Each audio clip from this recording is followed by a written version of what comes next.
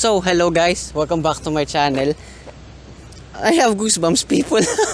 So, what I have here is the 2023 Alfa Romeo Giulia Sprint. So, this is one of the base models of the Giulia lineup here in the Philippines, as well globally too. So, I'd like to thank everyone at Alfa Romeo Petromax at Libis. So, I just literally did a vlog about their new showroom located at Libis. So, check them out on my channel and in real life too. It's one of the most beautiful showrooms here in Metro Manila. So, this brand is, if you know kind of car. I mean, this is literally, as Jamie Clarkson as one said, you're not a true petrol head unless you have an Alfa Romeo. I kind of believed it when he said that when I drove this way back at 2019 in the original showroom in Green Hills. Yeah, this is literally the car that pushed me to do car reviews. And finally, after almost 4 years later, I got this now in my hand. So I literally just have this whole day, have a couple of hours left before I have to return it back to the showroom. You already know on my channel, I claim the Abarth 595, Mazda MX-5 are the best cars I've ever driven. This is now my top one. There's so much to talk about. I mean, I've not even gone into detail with the exterior and the interior. Literally, the star of the show of this Alfa Romeo Giulia is the driving dynamics. We will get to that in a bit. But what I can say too about the looks, unlike with some of its competitors, for me, in my opinion, this is one of the most beautiful cars ever made. I can literally just sit down, have coffee or hot chocolate and stare at this the whole day. And as well, you get this Scudetto pizza grill over here in the middle. I don't mind it. I mean, that's what gives Giulias their unique look in the first place, along with Stelvio's. And you get that unique Alfa Romeo badge here again. And hence, I'm wearing this Alfa Romeo shirt since I couldn't help it. Wait, I'm wearing the wrong thing. Excuse me.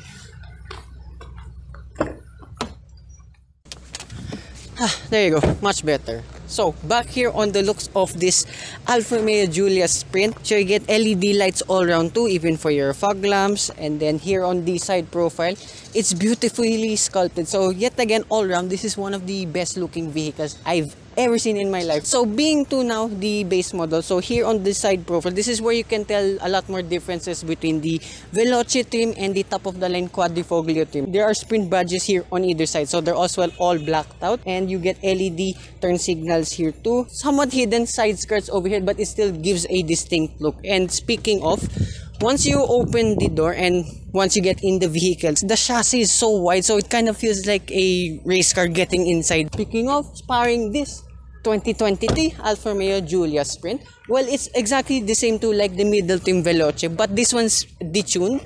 So, oops, you get gas thrust too for this Alfa Romeo. This one's powered by a 2-liter twin-scroll turbocharged 4-cylinder engine that produces 200 horsepower and 330 Newton meters of torque. And like all the Alfa Romeos, even the Quadrifoglio is mated to an 8-speed ZF automatic transmission. So yes, this is only 200 horsepower, but it has a lot up its sleeve. It even says here on the hood all your recommended fuels and oils like Petronas, surprisingly, for all the lubricants over here. And as you can see, there's a lot going on being a turbocharged 4-cylinder engine. So I can't even imagine what the 280 horsepower will drive like. Even this is beautifully sculpted. There's a lot of curves here and there.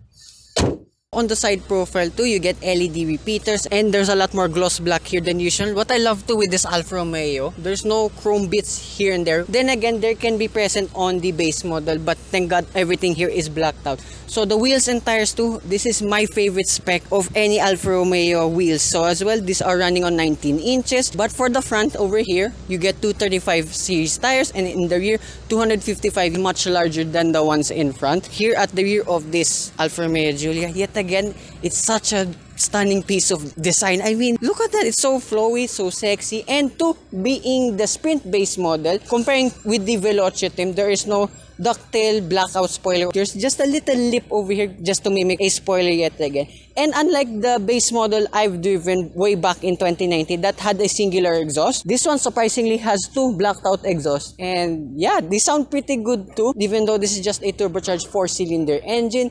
And then here you have a reverse camera, Alfa Romeo badge, and then open the boot up. So it's actually the same size with its European counterparts. Total space here is 480 liters. You only get a cubby space over here, no spare tire underneath, and yet again, like with every other European brand, you can fold down the rear seats here using these two latches. It's a 60/40 layout too. So that's about it here, the exterior and the engine and the boot of this Giulia Sprint. Let's check out the interior.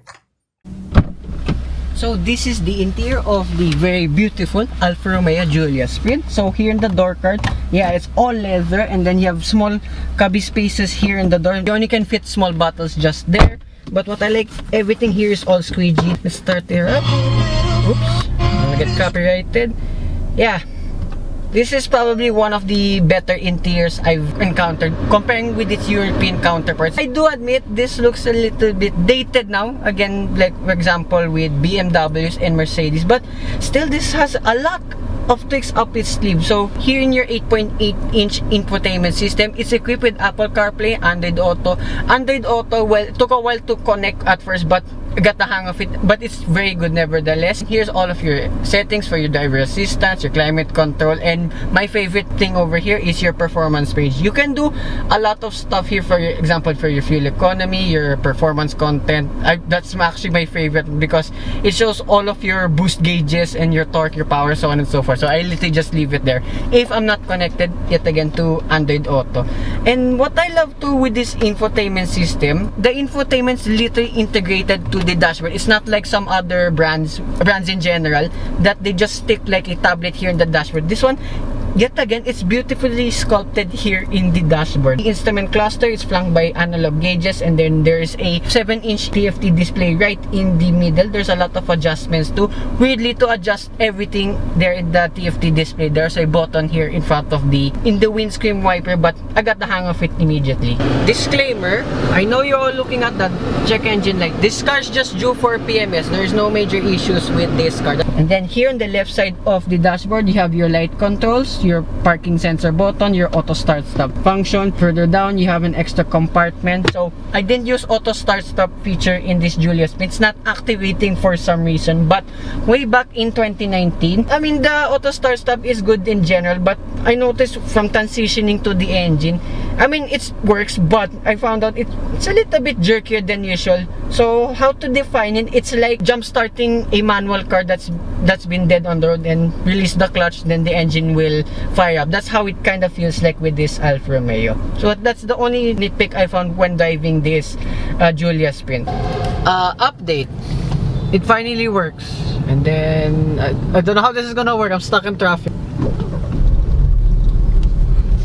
Yeah, same thoughts. It's still kind of rough-ish, but at least it still works. Here in the steering wheel, very beautiful yet again. It's as well 4-spoke. So you have your cruise control functions here on the left side, and then your volume and voice command buttons here on the right side. And then I love this engine start stop button. It's here on the bottom left of the steering wheel. It's a lot sportier than usual, but my dumb self I was looking for the start stop button here on the dashboard. And the biggest highlight for me with this Giulia Sprint, unlike with the demo unit back in 2019, since that was absolutely a no option based model, finally I got to experience this aluminum paddle shifters. They sound really good too, and I love that. You hear that? Wait, put you here. It's so good to the touch. I've used this quite a lot for obvious reasons too. So anyway, back here in the dashboard too, everything here, there's no plastic materials, it's all squeegee materials. Oh yeah, wait, one more thing. I'll just correct myself on screen if this has an adaptive cruise control, because there's a front sensor over there just on the right side. These are all the safety bits too. And as well, I found the parking sensors a little bit too sensitive comparing with its competition, but still make no mistake, it's still very handy to use, and at least you can turn it off here at will on the left side of the dashboard as I showed. Here, glove box, I even love the aluminum handle. Okay, pretty decent. There's a halogen light too inside. Below the air conditioning vents, you have your climate control functions. Only one blank button, but at least you have for your heating for the seats, along too with the steering wheel. Might come in handy later since it might rain. Please don't, I wanna enjoy this car. Anyways, so further down, you have one USB port, a 12-volt socket, and a cubby space.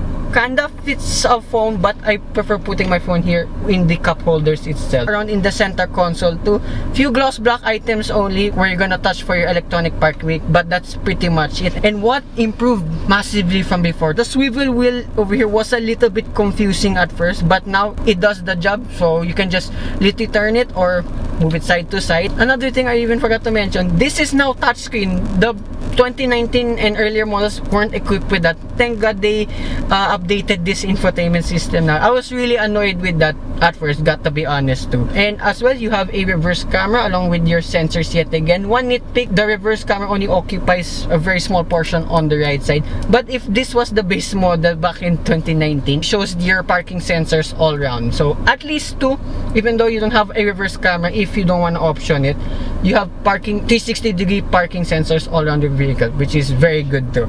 So further back here, you have a wireless charging pad, and then open this center console box up. You have a placement for your key, a USB-C port, aux cord, USB port, and a 12-volt socket right over here. Kind of hard to open, but hey, at least there still is. Another highlight too, all the seats here are all leather, and there's three-way memory seating functions for this driver's seat only, but at least for the passenger side, it's all electronic adjustments too. And I like there's a little Alfa Romeo embossment right here. Now personally, I would option the original colors of the Alfa Romeo badge here in the headrest. Well, a white one will do too, like the Alfa Romeo GTA that I reviewed almost a year ago. Well, walk around tour, so check that out on my channel. I just realized this is the second only Alfa Romeo review I've ever done. Anyway, still, what an honor, thank you very much. So above here, you have your auto dimming mirrors, and then further behind, you have your LED lights, safety reminder buttons, SOS button too, and then sunrise, you have a vanity mirror with a halogen light, voice command microphones over here too. They don't extend, but I love the quality of this. This actually is really thick, even much thicker than the European competitors. Interesting.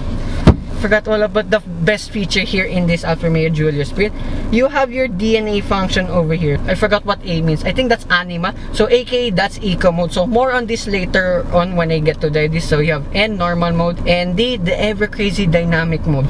I literally couldn't stop driving this in dynamic mode. So again, more on that later. So yeah, that's about here in front of this Alfa Romeo Giulia Sprint. Let's check out the rear seats. So these are the rear seats of the Giulia Sprint. I sprained my ankle, ow. So here in the door card, shh, baby, it's okay. So here in the door card, pretty much the same like the ones in front, but smaller cubby spaces and a cup holder. I think a very small bottle will just fit in there. And space here in the back, pretty surprising too. Feet room and knee room, very good. And then headroom, just enough. I'm 5'4", by the way. I think 5'7", 5'8" will still be pretty okay here in the back. Exactly the same like with this competition too. Very much spacious. But lack of toys here, but still not bad. So you get net storages behind both front seats, and then here in the middle you have two air conditioning vents, a USB port. The seats too are all leather throughout. I just wish there was Alfa Romeo badges, but I'm just nitpicking anyways. You have LED lights above here too. Then here in the middle you have a central armrest with two cup holders, and as I demoed earlier, you can fold down the rear seats to further increase the boot space. Although my big complaint too, like with the earlier models too, you have one of the largest transmission tunnels here in the middle. I mean, literally, you cannot see my leg anymore in this shot. But surprisingly, sitting in the middle is still not so bad whatsoever. It's just as comfortable in either left and right side of the seat. That's about it here in the interior. Let's go for a drive. I really want to drive this car again.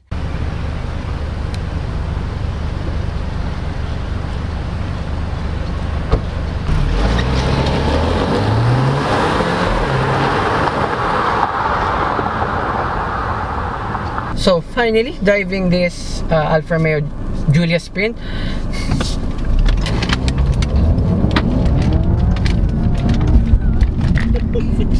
Okay, let's start with Anima Eco mode, because this is actually the mode I started it on. And literally, even though you're just in Anima mode, Eco mode, yeah, there's a lot of a day, but once you get going, you get going. Whee! Alright, enough first. So the driving characteristics of this is actually more or less the same like with the 2019 model that I driven 4 years ago. That's why I wanted to drive one of these on camera. Yeah, Anima mode, there's a lot of throttle delay. However though, it does make up for it in fuel efficiency. Yes, this is a very fast and powerful car. However though, it's still fuel efficient if you're driving this sensibly. So let's talk about fuel figures already too.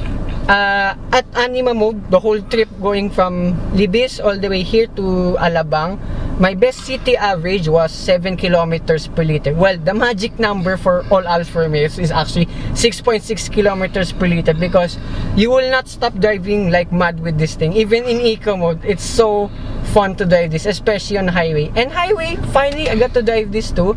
Surprisingly, pretty efficient too for what this is. So my best average so far is 11 kilometers per liter. That's actually not bad at all.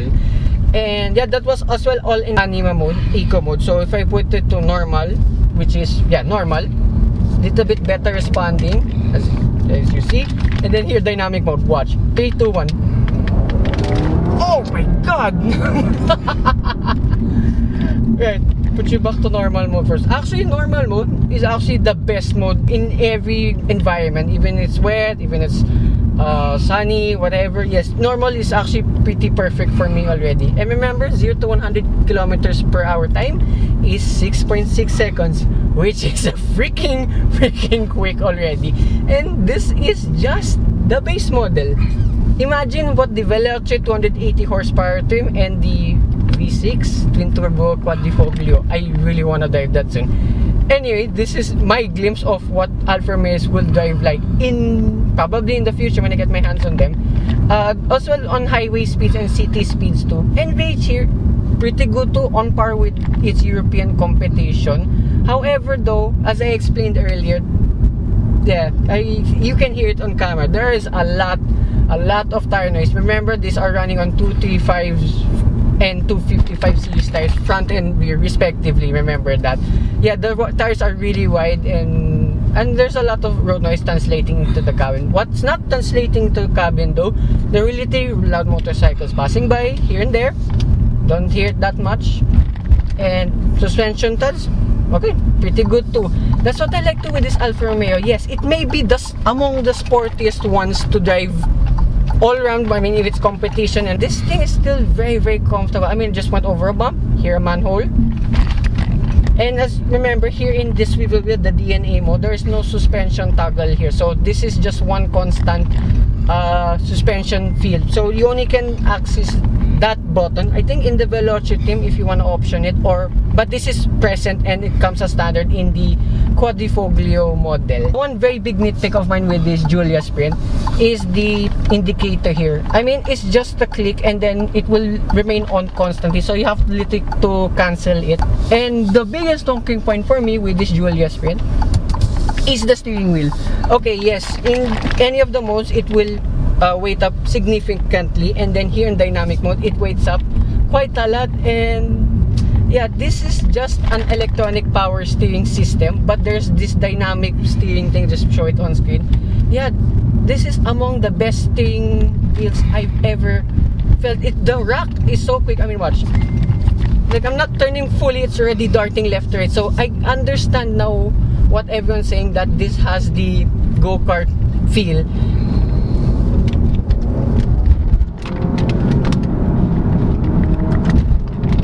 And it's so planted in the corners, so flat. Wow, I freaking love this thing. Woo! And not bad sounding too for a 2-liter turbocharged 4-cylinder engine. And as you can see in the shots, these aluminum paddle shifters are a damn treat.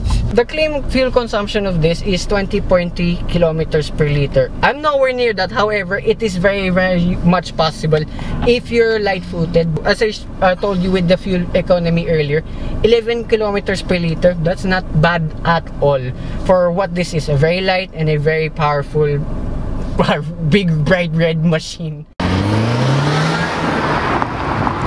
I too love the pedals. I mean, it's a bit closer to my liking, but hey, they're aluminum, it still works. And the brakes of this is really sharp. There's just like little travel, but it reminds me of a go-kart, not gonna lie. It's so good, the brake feel of this. And to the ground clearance, there's no official figure, but it's around 111 to 120 millimeters. I had no issues going, even the biggest of humps, like in BGC, don't have to do the S maneuver.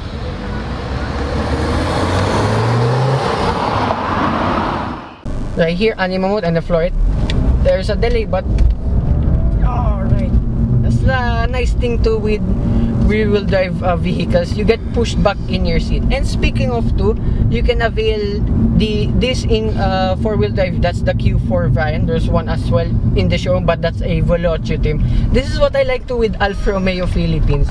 Yes, I've driven the absolute base model with none of these, but you can option whatever the hell you want with this. So like what I said to earlier, if I were gonna option as Giulia Sprint, this is almost perfect for me, but I would likely add color here in the Alfa Romeo badges here in the headrest. That's mainly it. I mean, adaptive cruise control, I mean, it's nice to have, but I won't use it anyways. But just regular cruise control for me is perfect. I really cannot wait on how the 280 Veloce trim will fare out, because this 200 horsepower is pretty much complete for me. And I would say, against with its competition, Mercedes, BMW, Audi, there was just few cars of them in front of me earlier.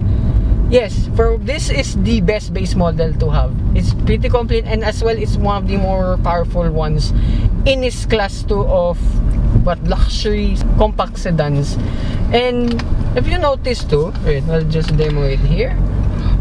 Right, even though this is a very quick rack or an agile steering, the U-turn of this is actually pretty tight too. So here, almost 4 lanes. So it's not comparing like to the quick rack, but a very wide turning radius of the Abarth 595. So I have a review of that. Check that out on my channel. That and this is among one of the best cars I've ever driven.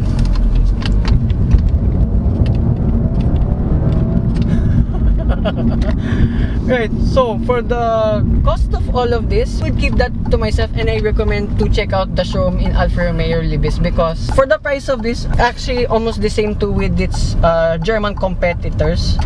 And I would say this is such a steal. So remember, this specific one is the Sprint model with a lot of options in it. That's why it looks so much different compared to the other base models. Yeah, this is pretty much complete for me, and dare I say it now, it's been a while.